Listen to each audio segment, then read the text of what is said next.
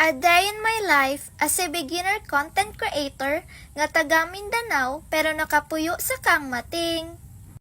Ngayong araw na ito ay maglilinis ako ng aking kwarto sapagkat napakarumi at napakakalat na.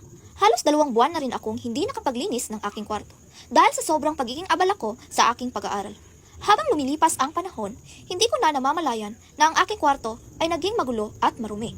Sigurado akong marami sa atin ang mga nakaka-relate dito, lalo na ang ating mga mamshi na nahihirapan sa pag-aalaga ng kanilang mga anak, pati na rin ang mga estudyante. Go mga mamshi at mga estudyante, huwag na tayong magpatumpik-tumpik pa. Simulan na natin ang paglilinis. Makikita ninyo dito na sinimulan ko na ang aking paglilinis. Inuna ko munang alisin ang mga bagay na nasa itaas ng aking study table, tulad ng aking ika-4 na cellphone na kakabili ko lang sa Pick and Carry. Pati na rin ang mini fan, clear book, mga charger para sa laptop ko, at 4 na charger para sa cellphone ko, at iba pang mga bagay. Simula pa lang ito, pero kitang-kita na ang pagkabagot ko dahil sa dami ng lilinisin. Sigurado akong makaka-relate kayo. Sunod, nilinisan ko ang aking study table. At pagkatapos ay inilipat ko muna ang mga gamit sa isang karton patungo sa kabilang bahagi ng kwarto.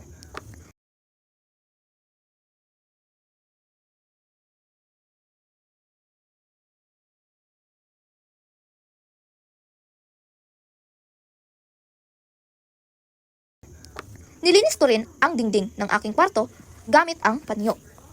Pero kumuha muna ako ng balde na may tubig. Dahil gagamitin ko ito pang punas sa dingding, study table at iba pang mga bagay na maaari kong punasan.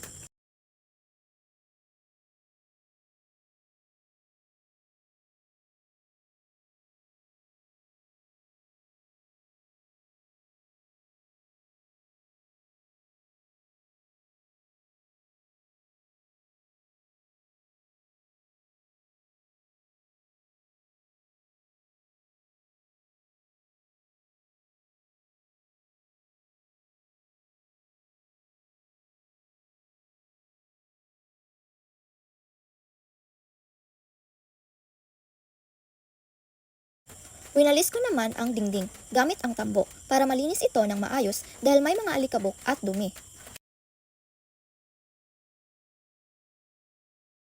Ayan, natumba tuloy ang bangko. Hindi kasi maayos ang pagkakalagay ko.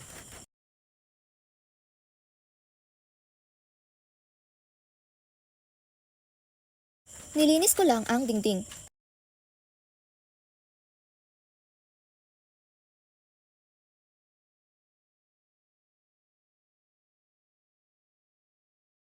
At winalis ko naman ang mga dapat ay walisin. Char, yung sahig pala.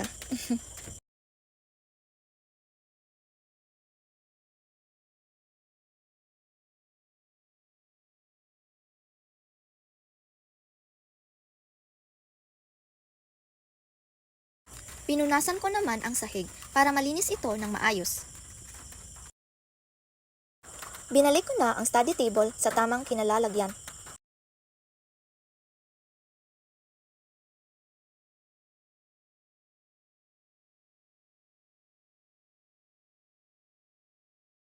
Pumatong ako sa bangko para mapunasan ang dingding na hindi ko maabot kanina.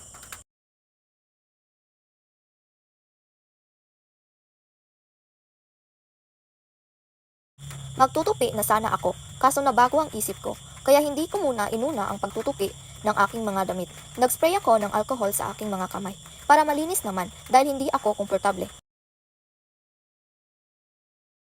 Inilipat ko muna ang mga bagay na nagsisikip ng aking kwarto.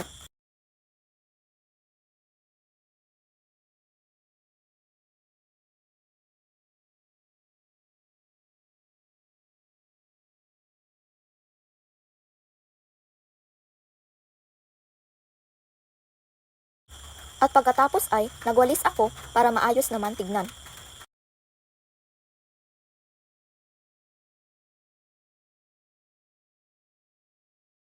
Nilinis ko naman ang aking mini table. Hindi ko alam kung anong tawag doon. Basta parang mini table lang. May pawalis-walis pang nalalaman.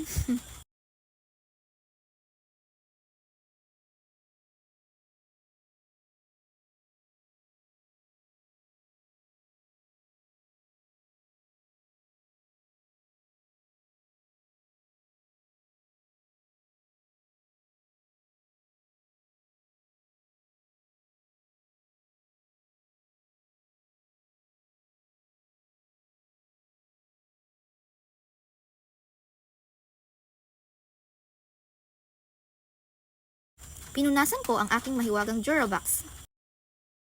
Punas lang ng punas, parang wala lang, parang siya. Pinunasan mo yung sugat ang puso niya, pero wala lang pala sa kanya lahat ng iyon. Ay, ay. Ay, ay. Ang bigat pala buhatin.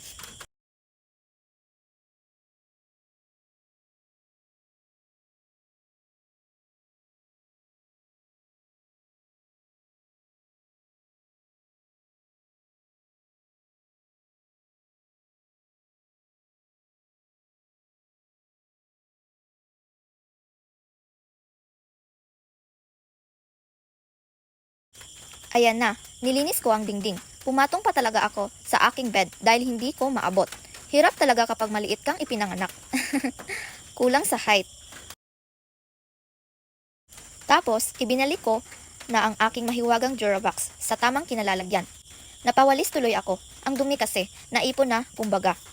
Tapos, binaklas ko naman ang bawat drawer ng aking mahiwagang Durabox. Inalis ko ang mga snacks, sabon, Filipiniana, Bluetooth, pocket wifi,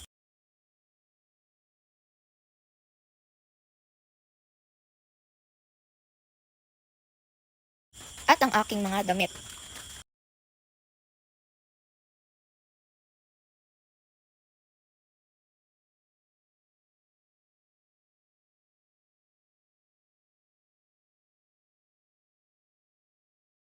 Pagkatapos, nilinis ko ang loob ng aking mahiwagang Durabox.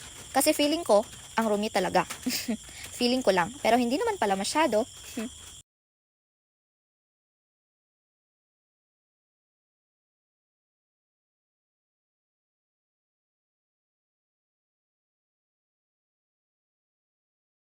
Nilinis ko ang bawat drawer para maibalik ito ng maayos sa kanyang lalagyan at malagyan ulit ng mga snacks, sabon, Filipiniana, Bluetooth, pocket wifi at mga damit ko.